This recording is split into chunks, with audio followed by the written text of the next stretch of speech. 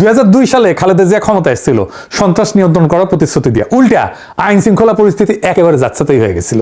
ঢাকা শহরে কয়েকজন কমিশনার খুন হইল, প্রকাশ্য দিবালোকে খালেদা জিয়া আর্মি নামাইলো, নাম দিল অপারেশন ক্লিন হার্ট।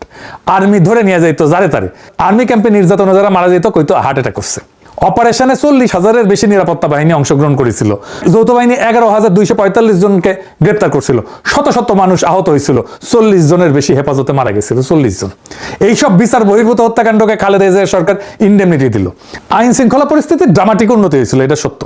তো বাঙ্গুরা তখন বুদ্ধি বের করলো, এইভাবে তাইলে সন্ত্রাস নিয়ন্ত্রণে রাখা যায়, আর্মি থাকতে হবে মাঠে। তৈরি হইল র্যাব। কালো পোশাক কেন হইল জানেন র্যাবের?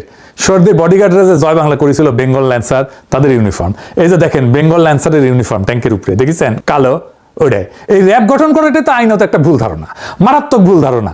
বাঙ্গুরা এমনই গর্ধব যে এইটা যে খুনি বাহিনী হয়ে উঠবে সেটা বুঝতে পারেন, এটা প্রথমেই বোঝা যায়।